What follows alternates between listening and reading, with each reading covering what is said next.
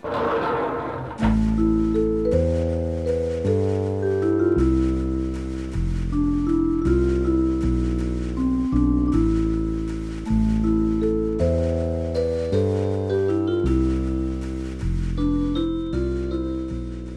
taupes humaines.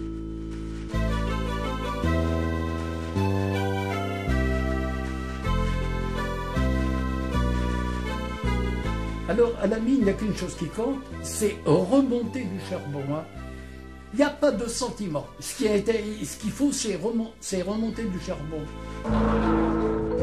Dans l'obscurité, tout s'efface, se mélange. Alors au fond, les liens de solidarité sont essentiels. Des gestes nécessaires pour produire plus, améliorer les rendements afin d'obtenir de meilleurs salaires. En bas, les métiers cohabitent, fraternels. Les gueules noires partagent la vie des chevaux, des hordes de chats qui chassent les rats. Et pour se raccrocher à la douceur du monde, pour amadouer ce territoire de l'étrange, les mineurs baptisent les galeries de prénoms de femmes ou des saintes du calendrier romain. À Saint-Étienne, le charbon affleure. À la différence du bassin du Nord, on trouve du charbon au niveau du sol. Et lorsque on creuse pour tirer les pierres à Tarentaise, eh bien on trouve du charbon. Et à Tarentaise, Saint-Étienne, très souvent, longtemps après, jusque sous l'Empire et le début de la République, vous aviez des gens qui faisaient des exploitations clandestines. Ils avaient du charbon dans leur cave. C'est une originalité du bassin stéphanois, le charbon affleure. Toutes les tailles au fond de la mine, c'était des noms de femmes qu'ils avaient, hein, en principe, hein, avec un petit numéro à côté. Michel, Jeannette, Henriette, Simone, voyez-vous. Il y avait des fosses où c'était des noms de saintes, Sainte Barbara, Sainte Geneviève, enfin, voyez-vous. C'était des noms de saintes dans certaines mines, tandis que chez nous, c'était des noms de femmes. On a eu la taille de Michel, on avait Jeannette, on avait Henriette, on avait Simone. Comme ça, quand on parlait au jour du veine de charbon, entre nous, on savait exactement de quoi on parlait et où est-ce qu'on allait.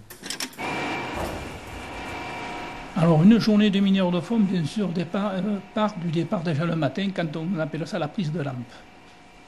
Une fois que cette prise de lampe est faite, et on passe au pointage, on descend au fond de la mine par la cage, une cage en ascenseur, on dit la cage, et on se trouve au fond, on s'oriente dans les galeries qu'on appelle les chantiers, et de là on fait son travail. On est affecté dans un chantier par un chef de poste qui vous donne votre travail que vous effectuez. Tout dépend du travail que c'est, soit l'abattage à forfait ou soit la journée du lâche que vous avez, parce que vous avez des mineurs qui étaient plus ou moins handicapés et ils ne pouvaient pas travailler dans les chantiers, alors on mettait les jeunes. Alors on faisait ce travail. On appelait ça le travail à forfait à la tâche. Et puis on était payé bien sûr au rendement, évidemment. C'était au rendement, puis c'est celui qui faisait le plus de charbon, au cubage qu'on disait. Alors on avait une galerie, on était payé sur la hauteur et la largeur du charbon qu'on arrachait, et le chef de poste faisait bien sûr son compte en fin de journée. Il évaluait ce charbon qu'il allait chercher à peu près de ma période à moi, à peu près à la période c'était entre 7 et 8 tonnes de charbon, il fallait compter. Et ça allait vous chercher, je vous parle en nouveau franc, une journée un salaire en 57 à peu près, ça allait chercher dans les 3900 francs par un ancien franc, 3009, 3008. Ça irait chercher maintenant 350 à 340 francs à peu près, une journée actuellement, du fond. La meilleure des formations, c'est quand on descend, il y avait toujours un vieux, chiant d'ailleurs la plupart du temps, très chiant, très bosseur. Les anciens étaient vraiment... Je pense que la direction se servait de ces anciens-là, sous forme de chef d'équipe, ils avaient sûrement des primes ou des trucs comme ça, qui nous faisaient bosser, et alors qui, eux, c'était la formation au quotidien. Et ce que je disais, l'expérience, c'est des trucs très concrets que moi j'ai vécu dans les travaux rochers, là où j'étais. Dans les cycles, donc vous dynamitez le rocher. Donc ça, c'est ce qu'on appelle le boute-feu. Donc il faut faire les trous, mettre la dynamite, on fait sauter.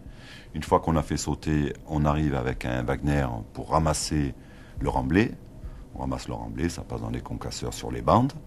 Et après, on va boiser toute la partie qu'on a bombée. Et boiser, donc ça mettre les cadres, mettre le grillage, enfin pour pouvoir se protéger.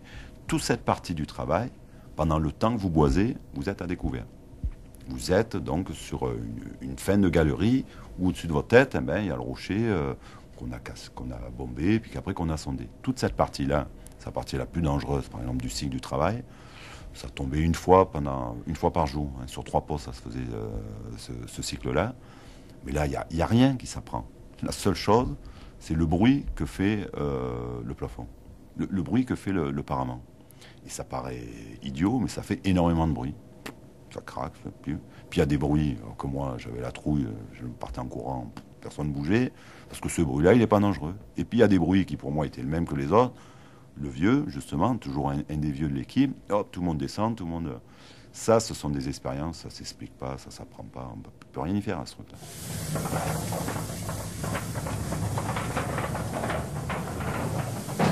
Alors, au fond, qu'est-ce qu'on utilise comme bois? C'est un bois bien spécifique. C'est soit du sapin ou soit du pin. Bon, pour quelle raison? Parce que c'est un bois qui est résineux. Et il prévient le mineur. Parce que le mineur, au fond, c'est quoi? C'est les yeux, les oreilles et le nez. Pour les gens qui ne connaissent pas la mine, le travail de mineur, moi j'ai toujours été sur les chantiers, il est crevant. Mais comme un travail de bâtiment, au niveau, je parle physique. Ce qui est particularité quand on travaille au fond, quand on travaille à 1000 mètres sous terre, même si vous avez un travail au fond plus tranquille, parce qu'il y a quelques travaux de surveillance, moins physiques, hein, qui sont aussi des travaux durs, vous remontez, vous êtes crevé. La moindre marche, tout est crevant au fond. D'abord, il y a beaucoup de pentes, donc rien que de marcher, c'est toujours marcher avec des pentes. On est équipé, on a plein d'équipements, c'est lourd. On n'est pas à l'aise. On marche dans le noir avec du bruit, il faut surveiller. C'est jamais bien plat, il y a de la boue, il y a des pierres, il y a... ce qui est très dangereux d'ailleurs. Tout le sol, c'est un des points les plus dangereux de la mine, je trouve. Et en fait, quand vous remontez, la première des impressions, c'est on est crevé. Pour arracher cette roche noire des entrailles, pour arracher cette roche noire, il fallait se battre contre le gisement, contre la nature des terrains, et il fallait se battre contre les équipements, le matériel qu'on avait, qui était un matériel lourd, encombrant, très puissant, matériel électrique, hydraulique ou autre, mais des matériels extrêmement dangereux. De par leur puissance, dans le milieu également où il faisait très chaud, très humide, la soif omniprésente, la bouche sèche, la langue qui gonfle avec la poussière qu'on respire à pleine bouche, et un petit peu toute cette lutte toujours pour obtenir au bout un résultat.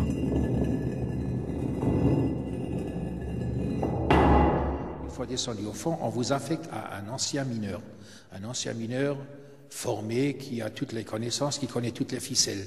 Et à ce mineur, on est toujours affecté, jusqu'à un certain âge, on est affecté à ce même bonhomme. On partageait le casse-croûte, on partageait la poire. Si elle était trop dure pour le vieillard, il me donnait sa poire, je lui donnais la pomme, et ainsi de suite. Donc on vivait en parfaite harmonie. Le deuxième jour où je suis descendu, je me suis perdu. Oh, j'avais 17 ans, quoi. Et ce sont les ingénieurs qui m'ont retrouvé avec mon gouverneur à 9h du matin. J'irais dans les galeries parce que je m'étais trompé de convoi. Et les anciens, il y avait quand même de la solidarité, mais les anciens ont bien vu que j'étais un bleu. Et ils m'ont laissé faire. Arrivé au chantier, ils m'ont dit, petit, tu te repars à pied, là. De l'autre côté, donc de l'est à l'ouest, si vous voulez. Et là, ce sont les ingénieurs qui m'ont retrouvé et qui m'ont ramené dans mon chantier, bien sûr. Alors, bien sûr, je peux vous dire, j'avais peur, parce qu'avec la lampe, donc, je voyais dans ce qu'on appelle, nous, les rises, l'eau coule. Oui. Je voyais les yeux des rats qui brillaient dans la lampe. Alors, j'avais une peur formidable. Donc, le lendemain, j'en ai repéré un dans mon chantier. Je ne l'ai pas lâché 2-3 jours, je peux vous le dire. Ah, je l'ai collé, celui-là. Ouais, c'est un travail d'équipe. C'est une ambiance particulière, un peu microcosme, avec tous les côtés positifs, quelques côtés qui peuvent être aussi négatifs, parce que ça tourne beaucoup en rond. Je veux dire, on est beaucoup soudés. On est très corporatiste, par exemple. On nous le donne souvent comme plutôt sur l'aspect négatif. Moi, je dis souvent, oui, on est corporatiste. Je ne vais pas dire que c'est pas vrai. Les mineurs, on est très corporatiste. Mais je trouve que c'est pas qu'un défaut. Ça a aussi la qualité que, justement, on défend notre manière de vivre. On en est fier. Il y a une certaine fierté d'être mineur. Plutôt une qualité à mes yeux. Dans chaque puits, vous aviez une quarantaine de chevaux, à peu près en moyenne. Et ils étaient quand même soignés et bichonnés, même. Puis alors, je crois qu'il y a quelque chose qui est important, qu'il faut souligner, une anecdote. Les chevaux tiraient 8 wagonnets pleins de charbon à chaque fois. Et les chevaux comptaient les wagonnets. Si vous en mettiez par hasard 9, au 9e, le cheval s'arrêtait, il se plantait, il se braquait. Il comptait, lui. Le bruit que font comme un coup de marteau, les wagonnets en tirant les crochets contre crochets, 1, 2, 3, 4, 5, 6, 7, 8. S'il y en avait un neuvième bruit, hop, il arrêtait. On a dit qu'il buvait le vin des mineurs aussi, c'est vrai que... Ah bon? Oui, parce que donc le cheval, si vous voulez, il avait un maître qui s'appelait le toucheur. Donc ce monsieur, il accompagnait son cheval, il lui faisait tirer des bennes et tout. Et soi-disant, un jour, donc il cassait la croûte, hein, il mangeait la portion, comme on dit chez nous. Et il lui a mis du vin sur de la mie de pain. Et le cheval, bien sûr, c'est comme si vous aviez une friandise à un enfant. Donc bien sûr, il était content. Et je crois qu'il lui a fait tirer plusieurs bennes de plus, ce qui a amélioré le rendement. Alors le cheval, bien sûr, quand il sentait les mineurs avaient ce qu'on appelle des plates, ce sont des bouteilles plates, couvertes de roseaux, de cuir, qui étaient pendues dans la galerie. Et les chevaux, à travers le bouchon, sentaient le vin. Et s'ils arrivaient à ouvrir la bouteille, certains arrivaient à ouvrir la bouteille, et s'il fait ils buvaient la petite gourde. Hein. Il n'y avait pas que les chevaux, il y avait les rats. Les rats, s'ils arrivaient à enlever le bouchon, à votre avis, comment qu'ils arrivaient? Donc tout simplement, ils trempaient leur queue dans la bouteille, et ils léchaient leur queue. Oh. Ah oui, il y avait des phénomènes...